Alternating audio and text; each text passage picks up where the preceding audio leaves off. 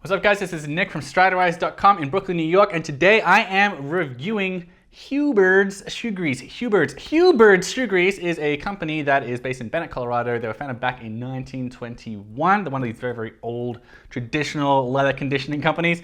They've got a few other products out there. They've got a boot oil, which is like for more delicate kinds of leathers. They've also got a leather dressing, which is for use on like saddles and like really outdoorsy sort of wear. But Huberd's Shoe Grease is their flagship product. It is one of the top 5 selling leather conditioners on Amazon.com, and they claim that it has a unique effectiveness to renew and soften leather and extend its lifespan. So what's inside it?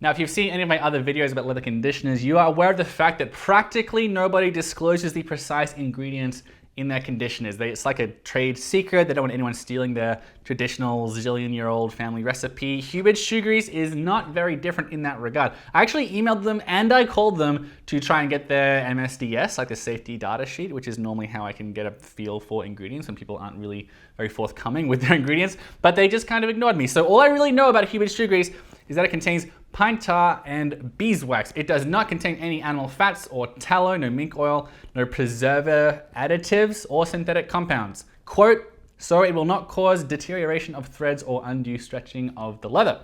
So pine tar and beeswax are the main ingredients in here. The reason why it contains them is that they are very good at creating a water-resistant, weather-resistant barrier around the leather.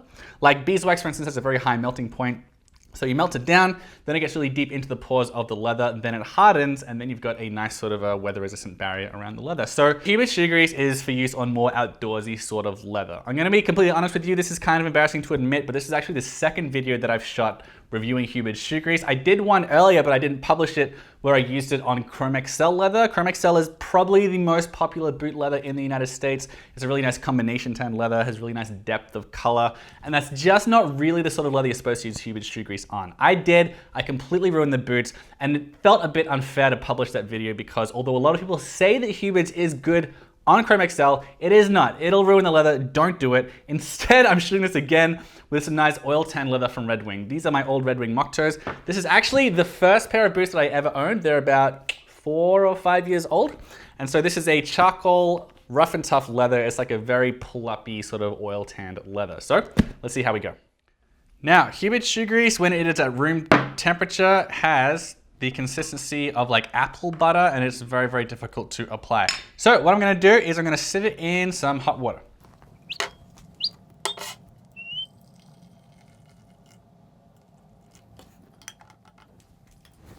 In the meantime, I'm going to take the laces out of the boots. All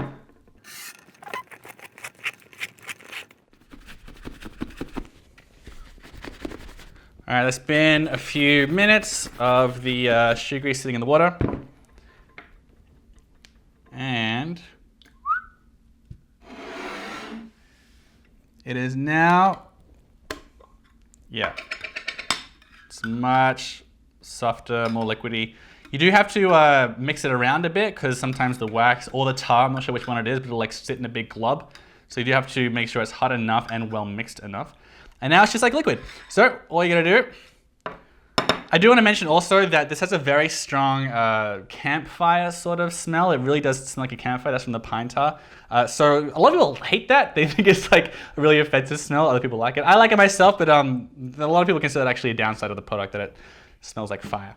All right, so now I'm just gonna put some on a lint-free cloth and work it into the leather.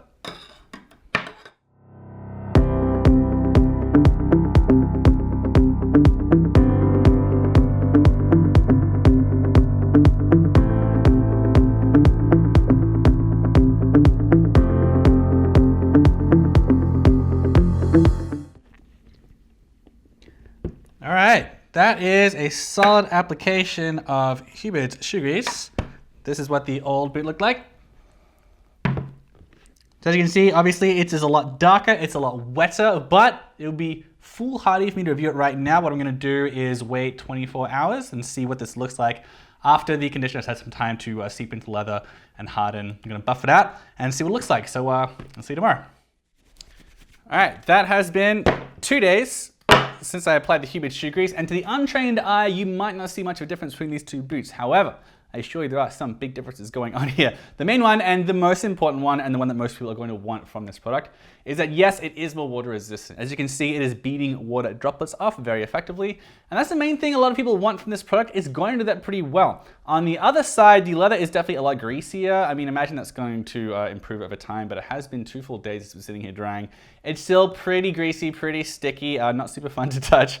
I also wanted to mention that it has not gotten any softer. Now, there's enough lubrication in here to prevent hardening of the leather. This is not really the kind of product that's going to soften the leather, make it more lustrous, make it more beautiful, that sort of thing. I've said this a few times already here, but definitely we have the proof right here now. For this kind of dark leather, it's not a big deal. It's a pretty solid product.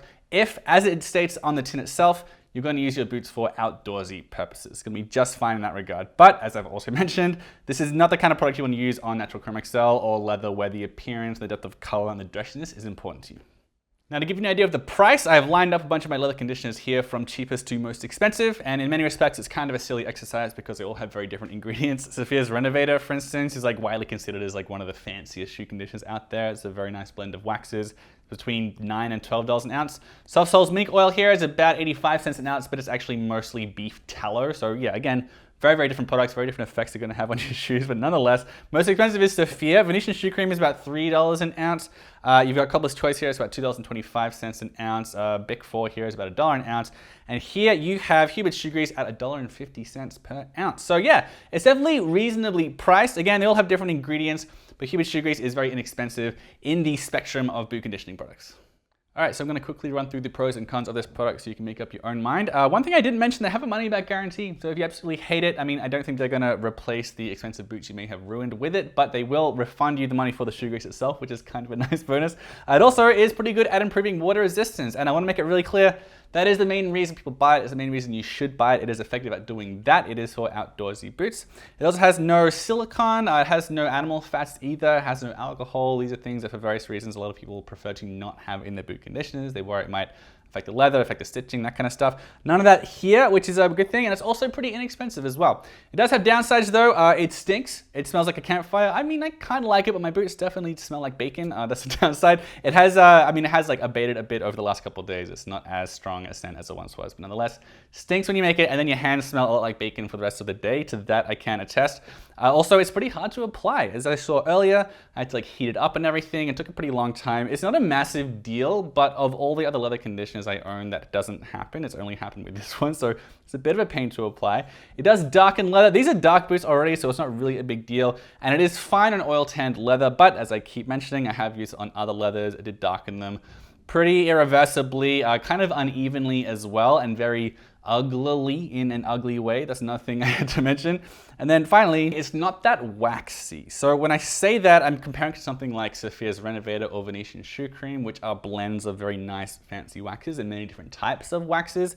This does contain wax, but it's mostly beeswax, and it's not really the kind of product that's going to give you a nice base for a shine if you're really trying to make some nice boots look nicer. I've said it a million times, but again, it's for outdoorsy boots.